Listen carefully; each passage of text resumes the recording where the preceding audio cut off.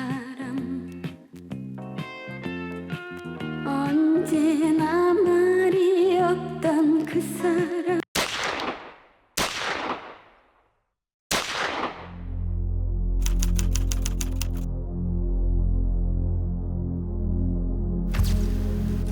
김재규가 은연중 계가에 자행된 범행이었음이 수사 결과 드러났다.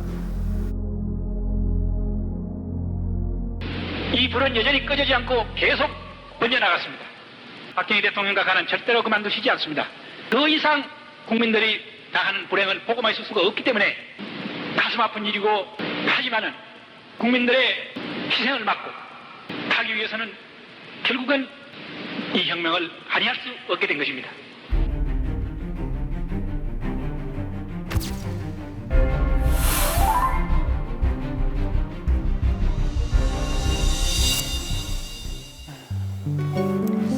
네, 역사 전월 그날 오늘 239번째 그날입니다. 11.6 사건으로 시작을 해봤는데요. 지금 방금 나온 목소리가 그 대통령 시해 사건 당시 재판에서 최후 진술을 한 김재규의 육성입니다.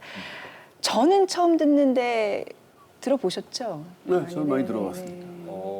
노래는 익숙한데 그때 그 사람이라는 노래 아마 11.6 사건이 있었던 그 궁정동 연회에서 그 가수 심수봉 씨가 불렀던 노래로 알고 있어요. 네, 참 제목도 의미심장해요. 그때 그 사람. 네.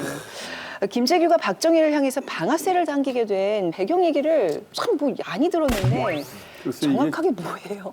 그 김재규는 당시 지금의 이제 국가정보원이죠. 안기부의 전신이었던 그 중앙정보부장이었는데 나는 요새도 떨어뜨린다는 무시무시한 공안 정보기관이었죠.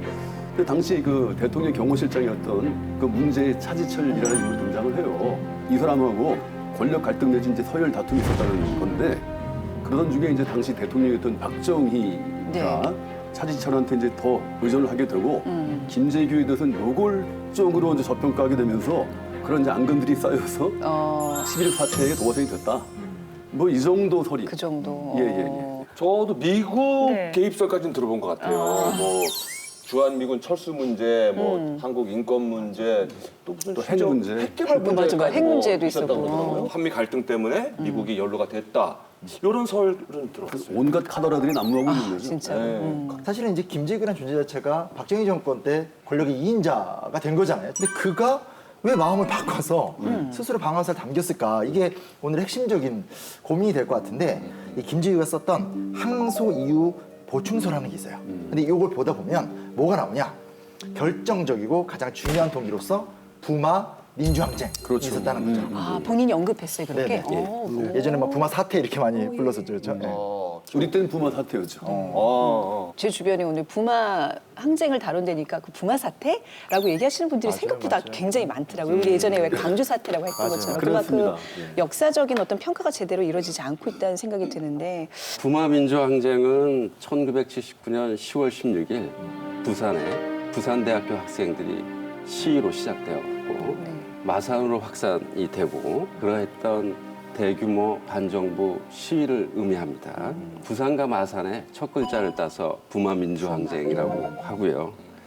우리 현대사의 물꼬를 바꾸는 아주 중요한 사건이 되었죠. 저희가 현대사 다루는 게 지금 처음이잖아요. 그쵸, 그쵸. 네.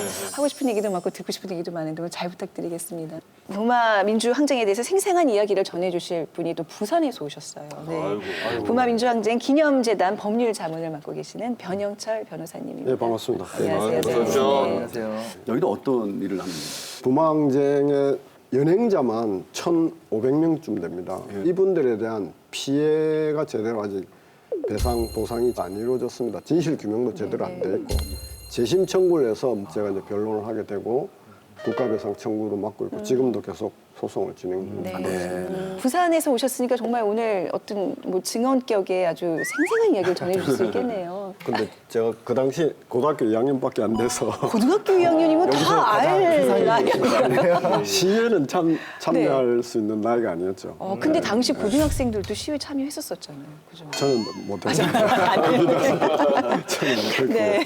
지금 탱크는 직접 본 적이 있습니다. 탱크도 보셨고요. 친구들이 부산대학교 앞에 군인하고 탱크가 있다. 탱크 한 번도 못 봤으니까 네. 그 일요일 날 차를 타고 네. 직접 친구들하고 가서 탱크 구경하러. 부산대학교 앞에 탱크 구경하러 예. 진짜 탱크 봤습니다. 탱크 엄청 크더만. 탱크 멋있다 이렇게 왔죠. 그냥 뭐 시위에 참여할 생각은 엄두도 못 내고. 근데 그 그런 당시에는. 작은 증언 하나하나도 소중합니다.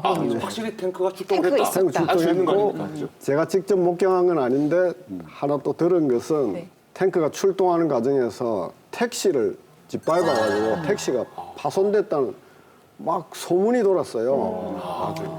그거 제가 아는 탱크 이야기 두 가지입니다. 내일이 바로 이제 그렇죠. 부마 항쟁의 40주년이 되는 날인데, 자 40년 전 그날 부산에서는 어떤 일이 있었을까요? 1979년 부마 민주항쟁이 시작됐던 부산대학교. 당시 부산대학교 2학년에 재학 중이던 정광민 씨가 40년 지나 다시 학교를 찾았습니다. 여기가 인문사회관입니다. 당시 상대 경제학과 2학년 화폐금융론 수업이 있었습니다. 그때 그 수업 시작하기 전에 제가 들어가서 학생들에게 선언문을 배포하고 이제 때가 왔다. 나가서 싸우자. 그러면서 학생들을 규합하고 이리로 다시 내려왔는데 부마항쟁 시위에서 최초의 액션이 이루어진 데가 여기입니다.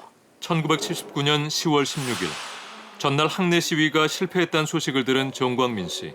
저는 이 강의실 같은데 오늘 강의실이 다 바뀌어가지고 그는 학생들 앞에 서기로 결심했습니다.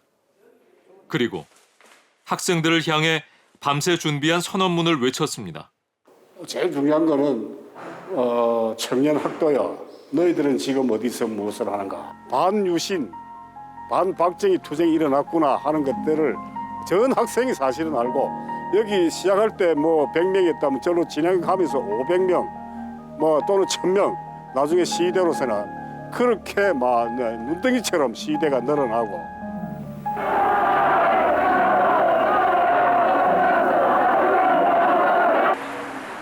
시위대는 부산대를 빠져나와 시내로 집결했습니다.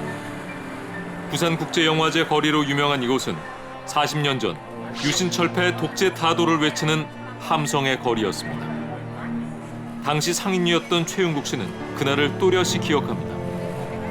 물건을 상품을 받으러 왔다가 데모하는 걸 목격하고 상표도 받지 않고 이제 하루 종일 데모에 이제 따라다니 구경을 했는데 어떤 여대생이 저기 동아대 아파트 바로 앞에서 경찰 곤봉에 맞고 쓰러지는 걸 보고 본격적으로 이제 집회 대오에 이제 참여하게 된 거죠. 일반 시민들이 정부에 대해서 대대적으로 이렇게 참여하고 저항하는 것은 참 놀라운 일이었죠. 이제 학내 시위로 시작을 했는데 어느새 이렇게 시민들이 이렇게 합세하면서 굉장히 큰 규모의 민주항쟁이 됐어요. 예. 제가 생각할 때는 아마 정강민 씨가 제일 많이 놀라지 않았을까. 부산대학교에서 그 전에는 수년 동안 거의 시위가 없었거든요. 그래서 시위를 시작해도 과연 많은 학생들이 모일 수 있을지 의아한 그러한 상황이었는데 시위가 시작되자마자 정말 놀라운 기세로 학생들이 여기에 참가를 했습니다. 순식간에 10,000명이 넘어갔고요. 부산 시민도 가세를 했고요. 그래서 부마민주항쟁은 다수의 소외된 사람들이 자연 발생적으로 형성하는 그 힘의 위력을 보여준 사건이었다고 생각합니다. 근데 당시에 대부분의 반정부 시위 같은 경우는 이제 이념 서클에 있던 학생들이 주로 주동을 그죠, 했잖아요. 그죠. 네. 정광민 씨 같은 경우는 소위 말하는 운동권 학생이었던 건가요? 그러니까 저도 경제학과를 나왔고 그 정강민 씨가 선배인데 이념 스쿨에서 공부하거나 이런 적은 전혀 없었고 그래요. 경제학을 공부하다 보니까 네. 한국 경제 또는 한국 정치 이런 데 이제 문제의식을 많이 느끼고 이건 도저히 아니다. 이렇게 해서 그냥 자발적으로 친구 몇 명하고 선언문 낭독하고 경지에 16절지 A4 용지보다 작은 용지 있잖아요. 16절지에 뭐라고 썼냐면 그냥 자기가 볼펜으로 자유라고 썼거든요. 자유. 참 소박하고 순수하네. 그거 한 장 들고 예. 처음에 아마 30, 40명? 이 시대가 이제 5만 명까지 아까 애초에 뭔가 조직적이고 막 세밀한 어떤 그런 계획이 있었던 게 아니라 그냥 이게 뭔가 불합리하다는 그 마음에서 나선 거였는데 이렇게 커진 거예요. 이 프로그램의 타이틀이 네. 역사저널 그날이잖아요. 맞습니다, 교수님. 1979년 10월 16일은 네. 역사적으로 대단한 이 중요한 날이 됐습니다. 결과적으로는. 그렇지만 이날 이렇게 중요한 일이 일어날지 예측했던 사람은 아무도 없었다는 것이죠. 다수의 사람들이 그때 그 순간에 어떻게 반응하느냐에 따라서 아주 우연하고 또 작은 기회에도 역사는 충분히 만들어질 수 있는 것이죠. 부마 민주항쟁이 10월 16일이고 네. 김재규가 방화회를 당기게 10월 26일이란 말이죠. 딱 열흘. 예, 그렇죠. 열흘 도대체 열흘 사이 무슨 일들이 있었던 걸까요? 진짜. 일단 요거는 김재규가 재판 과정에서 진술한 이야기 위주로 이제 얘기를 하셨었는데 부산에서 시위가 일어나고 나니까 가 본 거죠. 가봤더니 상황이 이런 체제로 가면 안 된다라는 거에 이제 확신을 하게 되는 거죠. 그래서 이제 와서 이제 박정희 대통령에게 근본적인 좀 민심 수습책을 만들어야 된다. 이대로 가면 안 된다. 만약 이대로 놔뒀다간 주요 도시에 이제 다 시위가 확산되고 나면 상상도 못할 끔찍한 일이 온다. 얘기를 하는데 당시에 김재규 이제 중앙정보부장의 라이벌로 많이 불렸었던 차지철 경호실장이 굉장히 이제 면박을 주는 거죠. 그래서 캄보디아에선 300만 명도 죽였는데 우리가 100만, 200만 죽이는 거 뭐 어때? 뭐 이렇게 나오는데 옆에서 이제 박정희 대통령이 차지철을 지지해주면서 자네 좀 너무 물러 뭐 이런 식으로 하면서 이제 강경 진압을 대응했다는 거예요. 결국은 1979년 10월 26일 날 김재규가 이제 박정희를 향해서 딱 방아쇠를 당기게 되는 거죠. 김재규는 재판 과정에서 박정희 대통령이 자신에게 부산과 같은 사태가 또다시 벌어지면은 이번에는 자기가 직접 발포 명령을 내리겠다. 시민들에 대해서. 그렇게 얘기했다고 합니다. 물론 이제 이 얘기는 김재규의 일방적인 진술이기 때문에 문제가 될 수 있지만 다른 기록들을 또 종합해서 판단해 볼 때 당시 박정희 대통령이 부마 민주화 항쟁에 대해서 아주 단호하고 강경한 진압을 강조했다는 것은 사실이라고 할 수 있습니다. 당시 박 대통령은 유신 체제를 유지하기 위해서 수단과 방법을 가리지 않았던 것이죠. 국민 여러분, 우리 헌법과 각종 법령 그리고 현 체제는 동서양극 체제 하에 냉전 시대에 만들어졌고 하물며 남북의 대화 같은 것은 전혀 예상치도 못했던 시기에 제정된 것이기 때문에 오늘과 같은 국면에 처해서는 마땅히 이에 적응할 수 있는 새로운 체제로의 일대 유신적 계획이 있어야 하겠습니다. 1972년 10월 17일 오후 7시를 기해 국회를 해산하고 정당과 정치활동의 중지 등 헌법 일부 조항의 효력을 정지시키고 유신 헌법을 새로운 우리의 헌법으로 공포하게 된 것입니다.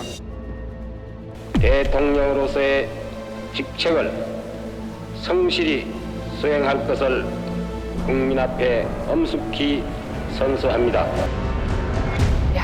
지금 뭐 격동의 대한민국 그 장면을 이렇게 몰아본 것 같은데 지금 1972년 한 해에 다 이루어진 일들이에요 이게. 좀 감회가 좀 새롭죠. 어렸을 때 뉴스를 통해 보셨던 장면들일 저 텐데. 목소리 뭐 양성우 시인의 겨울공화국이라는 시집을 기억을 합니다.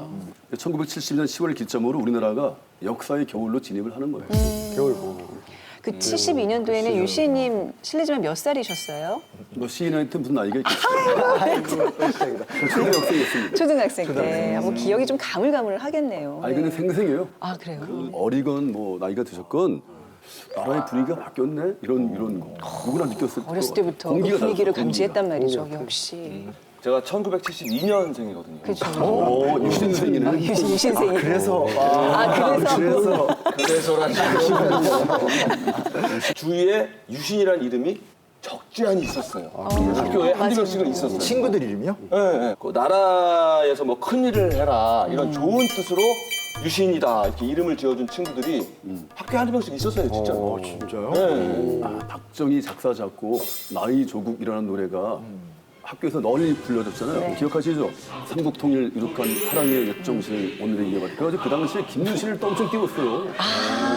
이렇게 또 동명이네. 그렇네 김유신. 강제로 말이죠. 유현석 씨는 그럼 지금 유신에 대해서 좀 알아요? 그러니까 유신이들은 기억나는데 수많은 유신이들. 유신 자체는 지금 사실 잘 반을 모르죠. 지금도 솔직히 유신에 대해서 아는 사람 참 드물어요. 네. 그래서 유신이 무슨 뜻이에요? 도대체 유신이 뭡니까? 유신은 네. 이제 말뜻 자체는 이제 새롭게 바꾼다 뭐 이런 뜻인데 좋은 뜻이네요. 우리는 새로운 체제의 개혁 뭐 이렇게 보시면 좋을 것 같아요. 새롭게 바꾼다. 근데 이제 무엇을 어떻게 바꾸느냐 이게 중요한 것 같아요. 유신 체제를 이해하려면 유신 헌법이 어떤 거를 이제 알아야 되잖아요. 첫째, 네. 대통령 출마 횟수에 제한이 없다. 계속 나올 수 있어요. 무제한 계속 출마 나올 수 있어요. 가능. 두 번째, 이게 더 사실은 덜 알려진 얘기인데 선거 정변 발표나 공약 발표를 금지시켰습니다. 잠깐만요. 그럼 대통령을 뽑는데 정견 발표나 공약을 금지시키면 국민이 뭘 알아서 어떻게 뽑으라는 거예요? 얼굴 보고 뽑으면 되는 거예요. 외모로? 외모로? 걱정할 필요가 없습니다. 국민이 대통령 안 뽑습니다. 국민이 안 뽑으니까. 안 뽑습니다. 통일 주체 국민회라는 곳이 있고 그 멤버인 대의원들이 있어요. 그 대의원들이 투표를 하는 거예요. 아니 근데 그러면 그 대의원들은 뭘 보고 어떻게 뽑아요? 통일 주체 국민회의에 의장이 있을 거 아니에요. 쉽게 네. 말하면 대표. 그게 대통령 박정희였어요. 그리고 대의원의 자격 심사라든지 이제 뭐 뽑는 기준이 있을 거 아니에요. 그 전체를 관할하던 이제 운영위원회가 있었는데 네. 그 운영위원회의 운영위원들도 대통령 박정희가 임명을 하게 돼요. 심플하죠? 아니, 그러면 지금 그 대통령 출마 횟수도 제한이 없다 그랬고 네. 대통령이 뭐 대표고 측근들이 뽑고 그러면 박정희 대통령이 계속 대통령이 될 수 있는 여건이 마련된 거네요. 요거 통계 보면 되게 네. 재밌는 게 1972년 8대 대통령 선거를 할 때 제적 2,359명 중에 찬성 2,357명 8대 대통령 당선 무효가 좀 중요합니다. 그다음 1978년 9대 대통령 선거에서는 제적 2,583명 중 찬성 2,577 무효 하나. 그러니까 99.9999% 100%는 아니고요. 99%로 당선됐습니다. 만장일치는 아닙니다. 우리 북한 같은 나라가 아니에요. 우리도 이랬던 적이 있군요. 우리나라도. 그래서 학교에서 들었던 얘기예요. 예. 우리는 100%가 아니다. 우리 네. 북한도 100%는 아닐 겁니다. 그래요. 저도 그렇게 생각해요. 학교에서 그렇게 배웠어요. 그날 너무 우리- 아파가지고 저기 투표를 못했거나 이런 사람들이 있을 거 아니에요. 체육관 선거라는 말은 들어보셨죠? 그렇죠, 체육관 선거. 그렇죠. 이제 이게 이때 생긴 거예요. 그 체육관이 지금 장충 체육관 거기죠. 예, 대의원들이 체육관 못하는 대통령 선거를 했는데 이제 장충체육관이었어요 네. 주로. 거기서 이제 프로레슬링 김인 선수는 박치기를 하고 대의원들은 날치기를 하고 그랬던 거예요. 라임 좋은데요? 네. 변호사님 이런 거 되게 좋아하세요 지금. 나 이거 자주하시는데. 선생님 마음에 드세요? 얼굴이 빨개지실 정도로 이렇게. 너무 리얼하게 보세요. 그렇게 어느 부분이 제일 웃겼습니까? 날치기, 박치기, 라임이 웃겼어요. 눈물이나. 저희 더 재밌는데 어떻게 오늘 견디시려고 그러세요? 네. 텔레비에서 이렇게 재밌게 안 하던데요. 다 잘라내요. 우리 PD 오늘 되게 분위기가 무거울 줄만 알았는데 이렇게 원활한 진행을 위해서 제가 지향하겠습니다. 제가 살살할게요. 되게 웃긴 시이에요. 아까 그 말씀들을 제가 좀 종합을 해보면 대통령이 뽑은 사람들이 대통령을 뽑았다. 이렇게 들리기도 하거든요, 지금 저한테는. 그런데 우리나라에는 헌법도 있고 그렇죠. 국회도 있었을 텐데 뭐 국회는 가만히 있었습니까? 대응을 어떻게 했습니까? 유신 헌법을 선포하기 전에 대통령 특별선을 하는데 국회부터 해산시킵니다. 군대를 동원해서 국회를 딱 꼼짝 못하게 무력으로 장악한 다음에 국민 투표를 해서 유신 헌법을 통과시키니까 국회가 뭐 어떻게 할 수가 없죠. 또 중요 정치인들은 명단을 발표해서 전부 가택연금. 그때 가택연금도 그때 원조입니다. 그러니까 뭐 국회가 있긴 했지만 거의 뭐 마비된 상태였겠네요. 이 유신헌법의 가장 중요한 특징 중에 하나가 국회의원 3분의 1을 대통령이 뽑습니다. 그 유명한 유정회 유신 정부의 맞습니다. 3분의 1입니다. 그리고 또 3분의 1은 이제 국민이 뽑는데 이 3분의 2는 직접 국민이 뽑지만 한 선거구에서 2명이 당선됩니다. 그러니까 아무리 여당이 인기가 없지만 2등은 하지 않겠어요. 그럼 반타작만 하면 3분의 2가 되는 거죠, 국회가. 그래서 항상 3분의 1을 유지해 놓습니다. 그것뿐만 아니라 당시 유신 체제 하에서는 대통령이 긴급 조치를 발동해서 헌법상에 보장된 국민의 기본권을 제약할 수 있었습니다. 근데 그 유신 헌법에 따르면요, 대통령의 긴급 조치에 대해서는 사법적인 심사의 대상이 아니다라고 명문화가 돼 있어요. 그러니까 국민의 기본권이 제약이 되는데도 위헌이냐 아니냐를 법률적으로 따지는 것조차 불가능했던 것이죠. 조선의 국왕은 최소한 신하들 눈치라도 봤잖아요. 이쯤 되면 말 그대로 무소불위 네. 슈퍼 울트라 왕인 거예요. 독재란 얘기가 그냥 나온 게 아니네요. 참고로 긴급조치 1호 조금 말씀드리면 대한민국 헌법의 개정 또는 폐지를 주장, 발의, 제한 또는 청원한 일체 행위를 금한다. 이 조치에 위반한 자는 법관의 영장 없이 체포구속한다. 이 조치에 위반한 자는 15년 이하의 징역이 처한다. 그리고 재판도 비상군법에 의해서 심판한다. 이렇게 돼 있습니다. 살벌.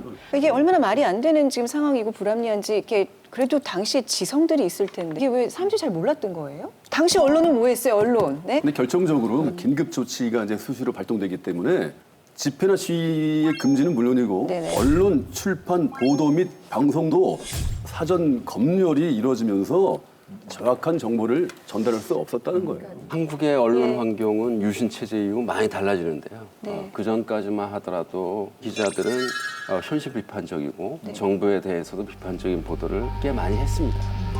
그러나 이제 유신 체제 이후에 억압이 심화되면서 그러한 기자들이 대거 해직되었죠. 그래서 70년대 말에 가면은 한국 언론에 암흑기가 도래하게 된 것이죠. 입법부, 사법부는 물론이고 언론까지 그야말로 뭐 묻지도 따지지도 못하는 상황으로 만들어 놓은 것 같은데 옛날 속담에 뭐 시집살이 귀 막고 3년, 뭐 눈 막고 3년 뭐 이런 얘기 있었잖아요. 근데 유신살이가 딱 그랬네요.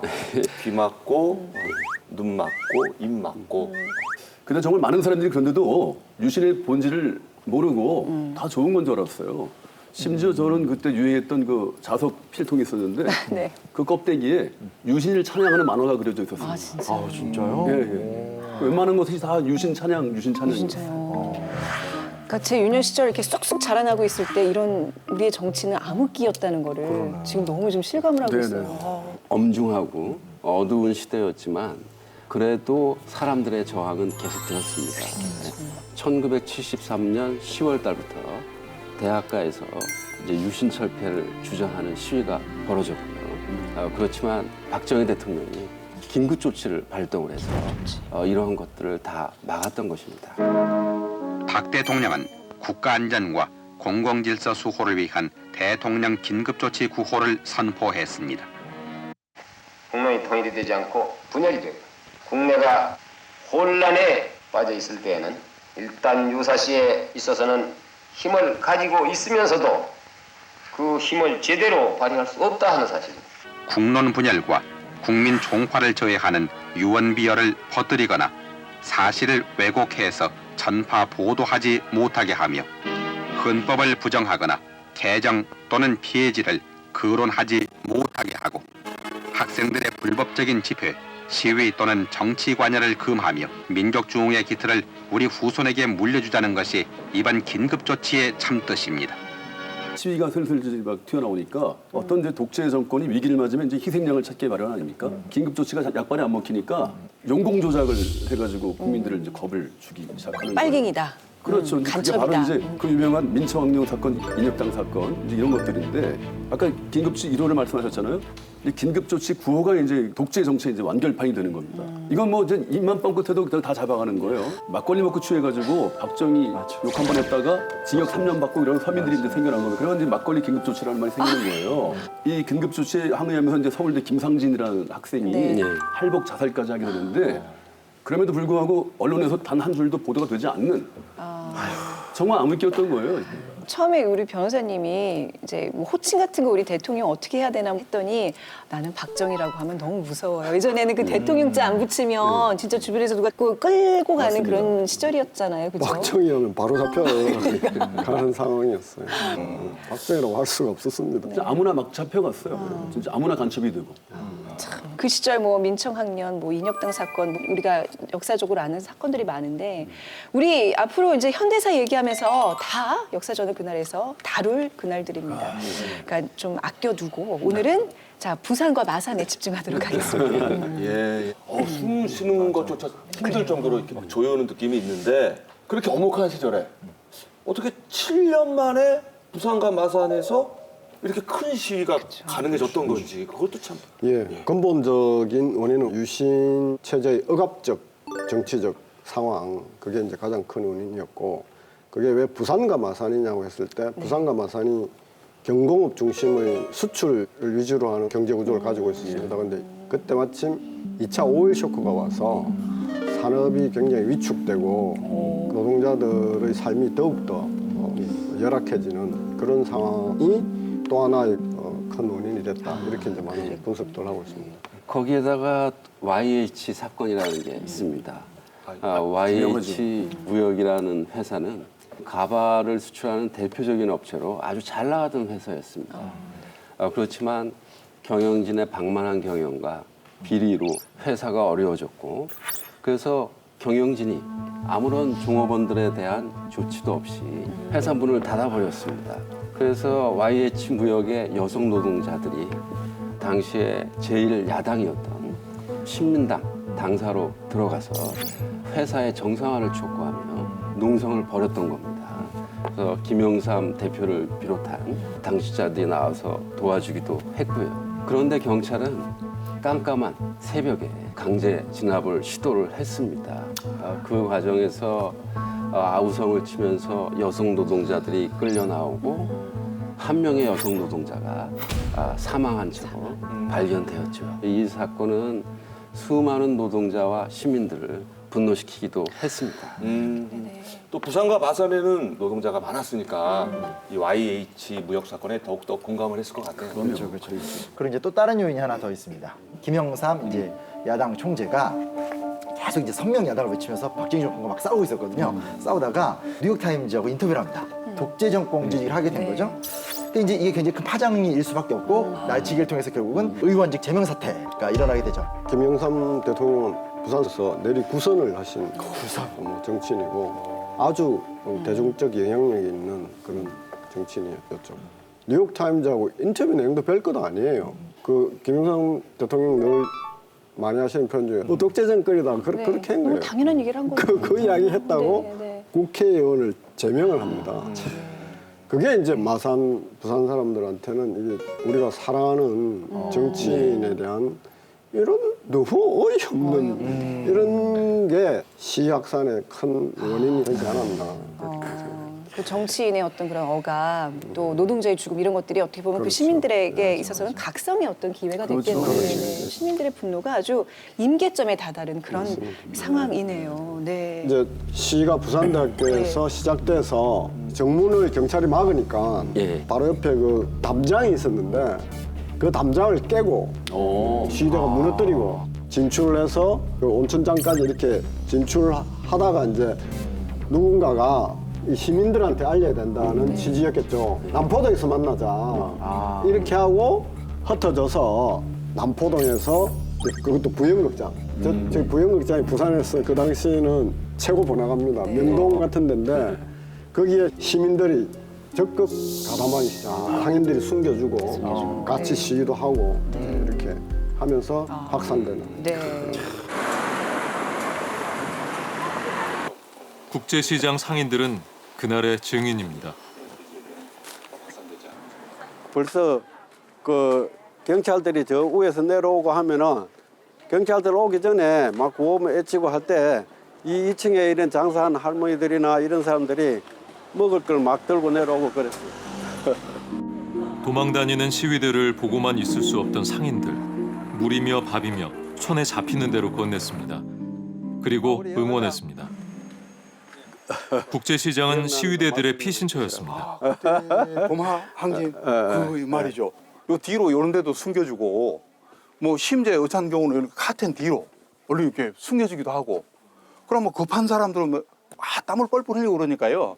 뭐 체력가스 덮어 쓰고 이러면 마음이 너무 안타깝잖아요. 그러면 저 냉장고에서 물 같은 거 막 지어주기도 하고 저희들 그랬습니다. 예.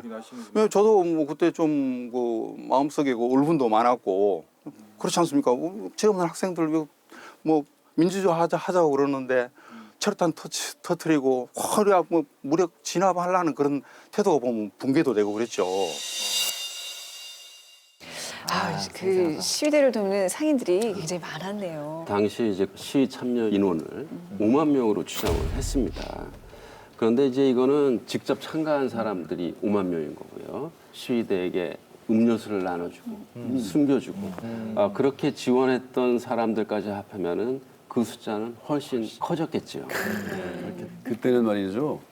유신 독재 타도하자라는 구호만으로도 사형 선고를 감수해야 할 만큼 삼엄한 살벌한 시대였던 거는 굉장히 위험한 상태입니다. 경찰들의 그 시위 진압이 만만치 않았을 텐데 말이죠. 경찰들이 그러니까 시대산을 종용하고 체류탄을 쏘기도 하고 페프폼을 차로 뿜기도 하고 안개처럼 팍 뿜어서 시대를 해산시키려고 했는데 시대 규모가 너무 크니까 실패를 하게 되고 그래서 또 다급해진 경찰들이 시 진압봉으로 머리를 막 그 시대를 구타하고 시위 진압에도 수칙이라는 게 있는데 곤봉 같은 경우도 상대편의 어깨 밑을 가격하게 돼 있는데 머리를 다쳤다는 거 보니까 그냥 노골적으로 수칙을 어긴 거예요. 근데 오히려 자꾸 이렇게 탄압할수록 사람들은 꽁출되기 마련이잖아요. 그러니까 이제 시위가 경찰서, 파출소 돌을 던지고 특히 그 언론기관 MBC, KBS, 부산일보가 엄청나게 공격을 많이 받습니다.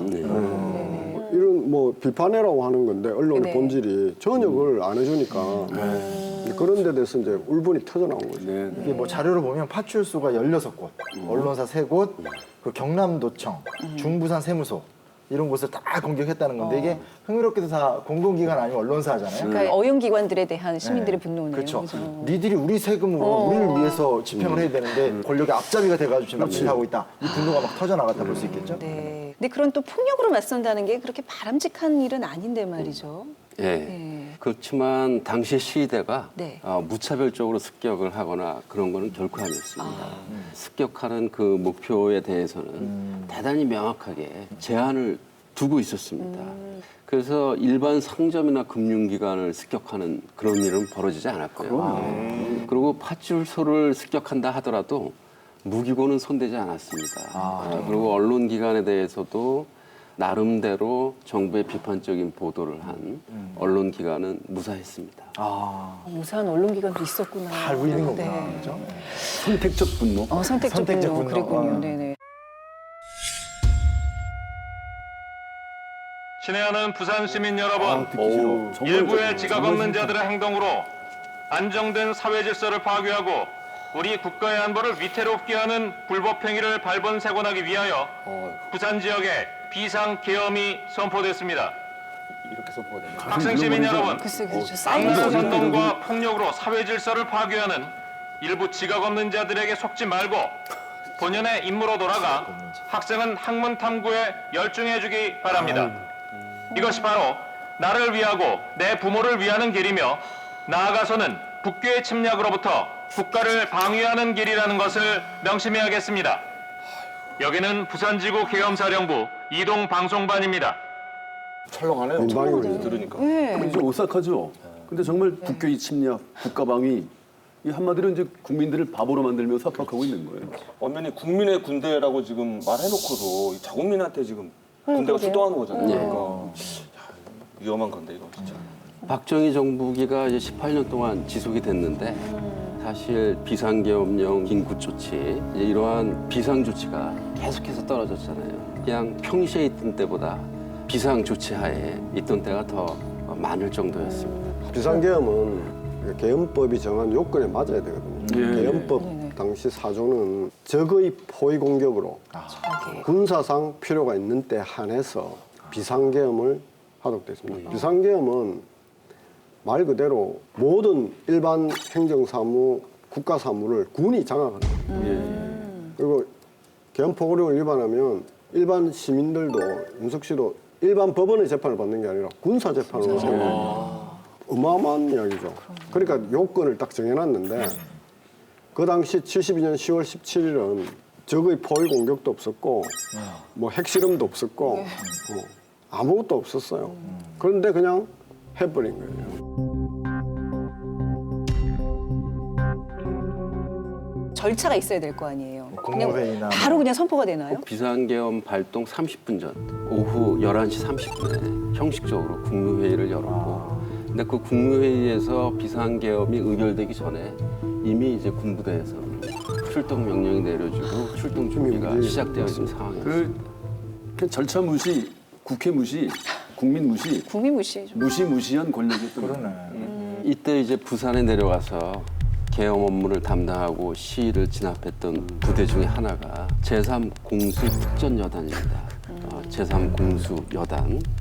어디서 많이 들어본 것 같지 않으세요? 이게 잊을 수 없는 일이죠. 예. 이 부대가 이제 수개월 만인 그 이듬해 1980년 5.18 광주 민주화 항쟁 때 시위대를 진압하러 또 투입이 돼가지고 광주역 근처에서 최초로 집단 발포 사건을 일으킨 그 부대입니다. 그럼 이미 이 부대는 부산에서 시위 진압을 한 경험이 있었던 거네요. 그렇습니다. 그 상공수 부대가 도대체 어떤 부대이길래 이럴 때마다 투입이 되는 거죠? 전쟁이 나면 뭐 방어하고 이런 게 아니라 작전 계획대로 적의 요지를 급습하거나 진격을 하면서 작전을 수행하는 특수부대 중에 특수부대이고 전투부대 중에 전투부대인데 그 중에서도 이 3공수는 그 당시 이제 가장 기동력도 뛰어나고 전투력도 뛰어났던 부대로 널리 알려져 있는 부대입니다.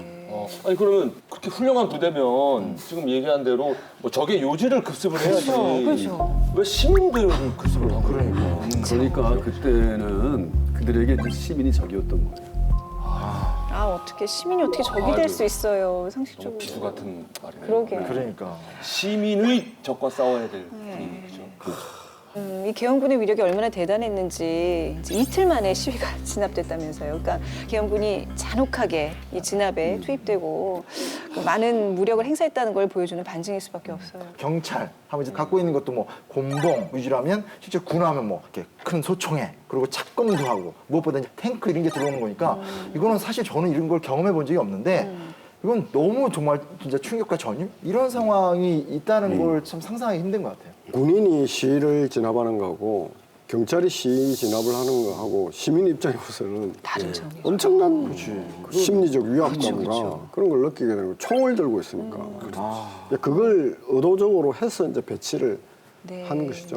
그 군인들의 모습이 저기 지금 지금 보고 계시는 그러니까, 모습인데 곳곳에 저렇게 있었어요. 총에 뭐 꽂혀 있는 저게 대검까지 꽂혀 있는 사건 거죠. 상태죠. 마산에서는 낮에 일부러 공수부대원들을 트럭에 태워서 시내를 이렇게 돌게 하는 거예요, 일부러. 시민들 겁먹으라고. 저런 상태로. 우리 어머니 말씀이 기억이 나는데 사람 많이 모이는 곳에 가지 마라. 절대.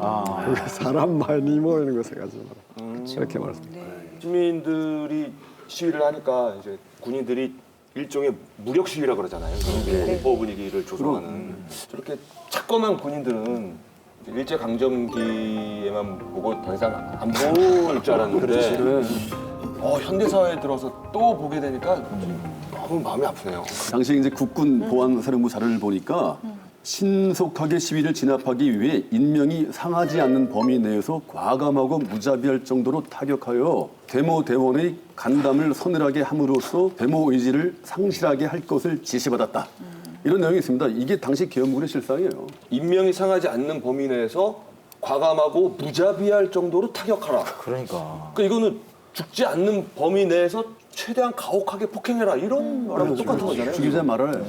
이게 군인이 지금 자국민한테 할 수 있는 말인가 싶네요. 이게. 당시에 이제 계엄군은 아주 압도적인 힘을 보여줌으로써 시위를 아주 원천적으로 봉쇄하려고 했습니다.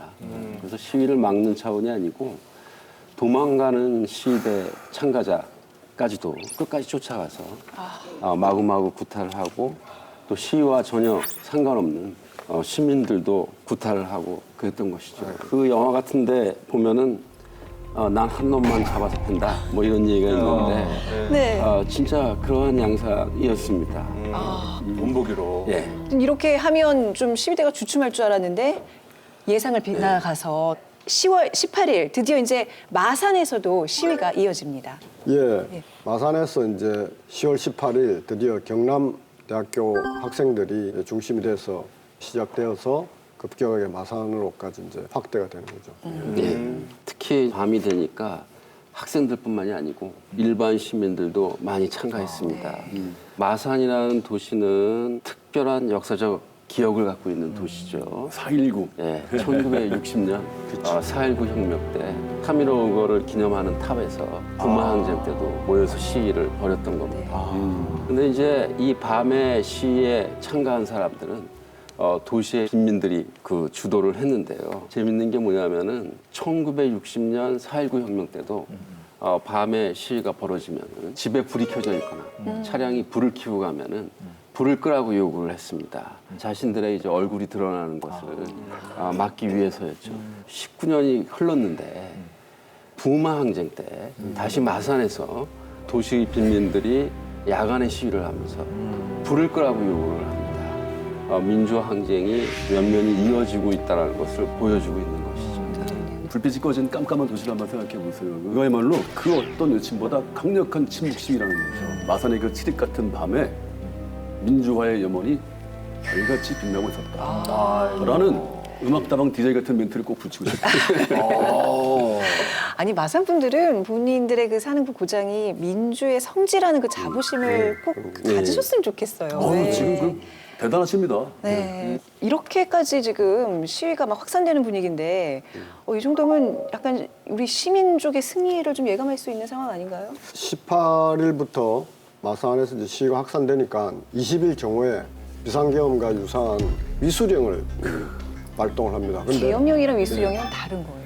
좀 차이가 있죠, 법적으로. 위수령은 경찰만으로 치안 유지가 불가능해진 그런 상황에서 각 시도의 도지사가 군병력 동원을 요청하는 경우에 한해서 군이 와서 치안을 유지한다, 이렇게 이해를 하시면 되겠습니다. 그런데 실제 이제 마산에 당시 내려진 위수령은 마구 시민들을 폭행하고 진압했고 또 특히 도지사가 요청한 적도 없다는 것도 나중에 다 확인이 됐습니다. 무법천지예요.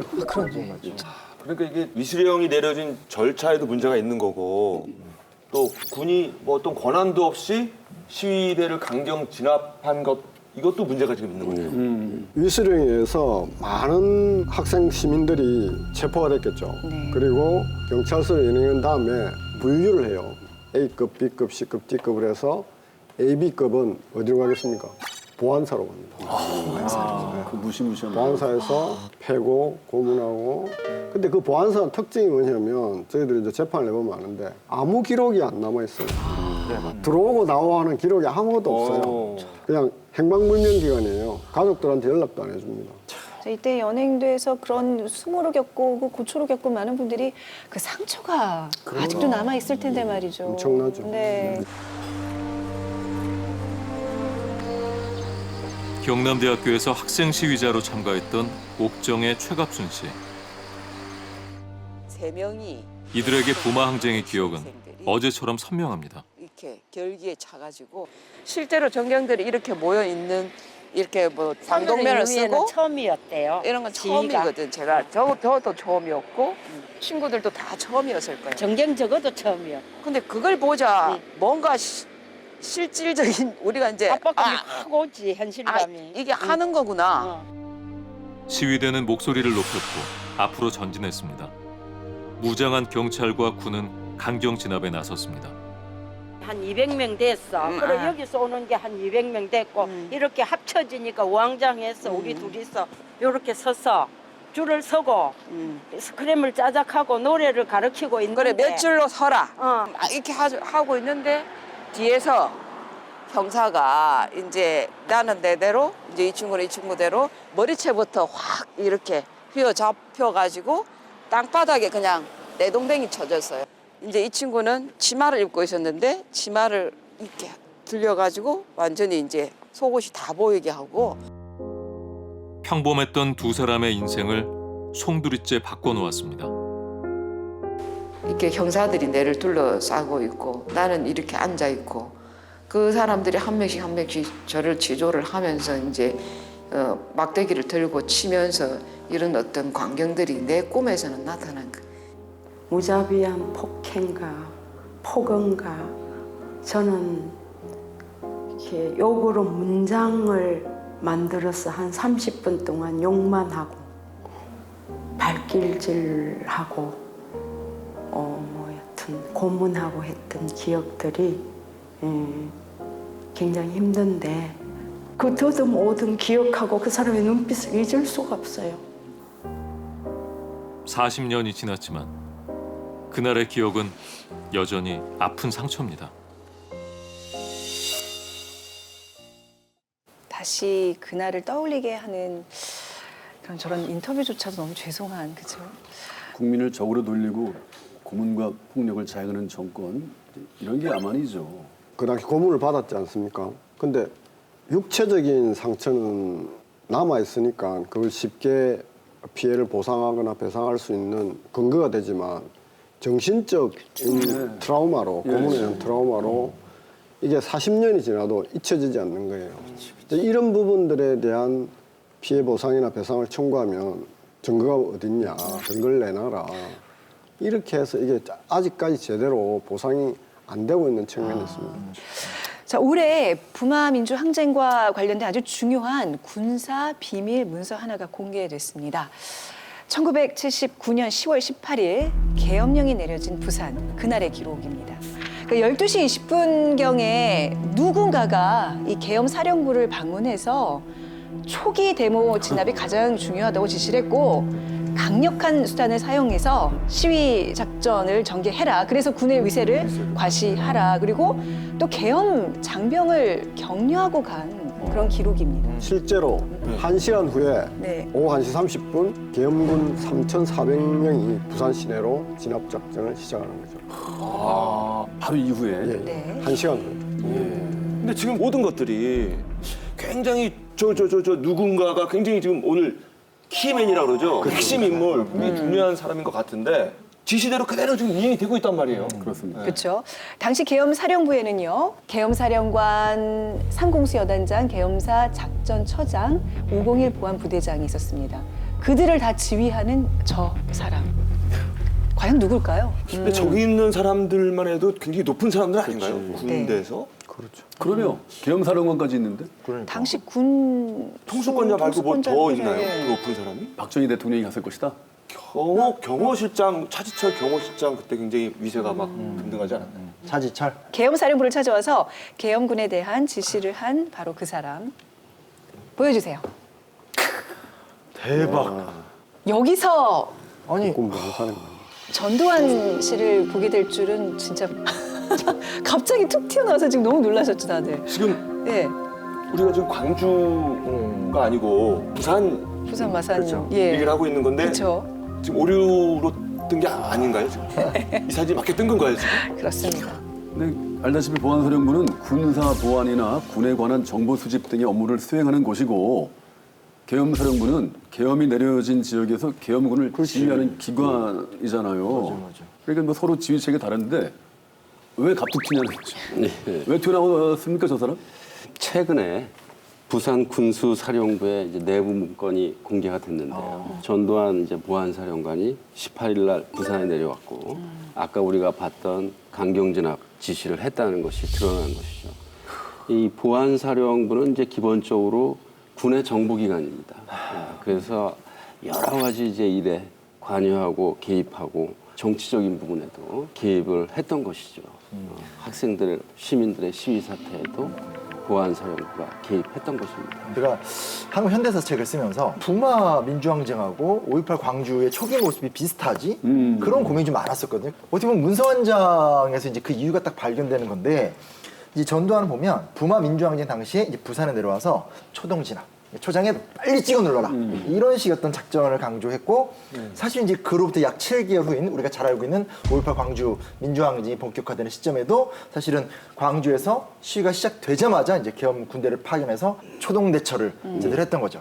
다만 부마 같은 경우는 강경 진압이긴 하지만 5.18 광주는 우리가 잘 알다시피 아예 총탄을 넣고 광주 시민을 대상으로 해서 총을 쐈었던 국군이 사람을 이제 살해하는 행위가 있었다는 부분에선 확실히 좀 차이가 있는데 너무 소름 끼쳐요 진짜. 할 만은 아니겠지만 예행 연습을 했던 거죠.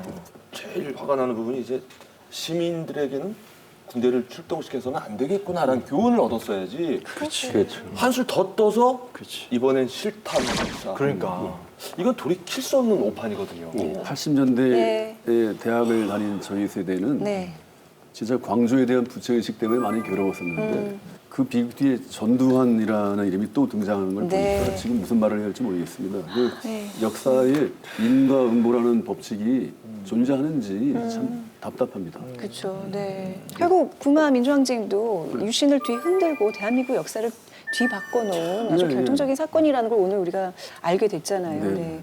근데 지금까지 우리가 역사전을 그날 하면서 역사 속의 인물들은 정말 과거의 인물들이었는데, 그렇죠? 근데 오늘의 역사는 주인공들이 우리와 함께 살고 있고 호흡을 하고 있어요. 좀 네, 네. 느낌이 남다르지 않았어요? 상대적으로 다른 민주화 운동에 비해서는 제가 잘 몰랐던 게 사실이었어요. 부마 민주항쟁. 근데 오늘 조금이라도 더 알게 돼서 상당히 의미가 있었던 시간인 것 같고, 특히 이렇게 현대사를 다루니까 이 역사가 그냥 지나가 버리는 게 아니라 이렇게 쌓이는구나. 그럼 피해받고 고통받는 분들은 지금도 아파하고 계신다는 거 잊지 말아야겠어요. 맞아요. 부마항쟁 참가자 피해자 21명이 국가를 상대로 집단적으로 손해배상 청구 소송을 지금 제기해서 진행 중입니다. 좀 안타까운 것은 부마 민주항쟁은 10월 16일 날 시작해서 10월 26일 날 박정희 대통령이 사망함으로써 아주 단시간 내에 끝나버렸습니다. 그리고 10월 26일 이후 대거 석방이 됩니다. 그 구금자들이. 예. 그래서 그 당시 이제 잡혀갔던 많은 분들이 자기가 왜 나왔는지도 모르고 나와 보니까 박정희 대통령이 사망해 있다는 이야기를 제가 들었거든요. 그런데 이제 문제가 지금 부마항쟁 보상법은 30일 이상 구금된 분들만 피해를 보상하도록 법이 돼 있어요. 근데 빨리 다 석방이 돼버려 놓으니까 피해를 보상받을 방법이 없는 거죠. 그래서 이 부분은 반드시 법이 개정돼야 된다 해서 개정운동을 우리가 벌이고 있습니다. 벌이고 있고, 우리가 이분들을 잊지 않아야 40주년 부마 민주항쟁이 제대로 기념되는 것이 아닌가 그런 생각합니다.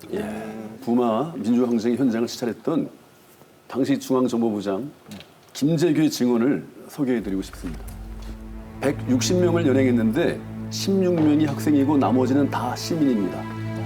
데모하는 사람도 하는 사람이지만 그들에게 주먹밥을 주고 또 사이다나 콜라를 갖다 주고 경찰에 밀리면 자기 집에 숨겨주고 하는 것이 데모하는 사람과 시민들이 완전히 의기투합한 사태입니다. 오늘날 우리가 구가하는 이제 민주주의 뒤에는 이런 평범한 분들의 희생과 헌신이 있었다는 거, 4.19 때도 그랬고 12.6 때도 그랬고, 부산과 마산이 일어나면 정권이 바뀐다는 신화 존경합니다. 존경합니다. 예. 민주항쟁은 기본적으로 특정한 집단이 계획해서 주도해서 벌어지는 것이 아니고 다수의 평범해 보이는 사람들이 스스로의 이제 결단과 신념에 입각해서 행동을 보이고 그것이 자연스럽게 어우러져서 큰 사건이 만들어지는 것이죠. 이러한 순간이 올 때 역사적으로 상당히 중요한 변화가 항상 생겼고요. 100년 전에 3.1운동이 그러했고 또 최근에 촛불 시위가 그러했다고 생각합니다. 그 민주항쟁의 역사를 성찰하면서 평범한 사람들이 갖고 있는 그 존재감과 힘, 그것을 깨닫고 나갔으면 좋겠습니다. 네. 4대 민주항쟁, 그러니까 4.19, 그다음에 5.18, 60 중에서 지금 이 부마항쟁이 제일 늦게 국가기념일로 지정되는 거라면서요. 자, 바로 내일입니다. 2019년 10월 16일 40주년을 맞아서 부마민주항쟁의 의미를 되새기는 날 되시기 바랍니다. 그리고 저희는 다음 회에는요, 비극의 섬 오키나와 사라진 조선인으로 찾아뵙도록 하겠습니다. 자, 오늘 함께해 주신 여러분 고맙습니다. 고맙습니다. 수고하셨습니다. 고맙습니다.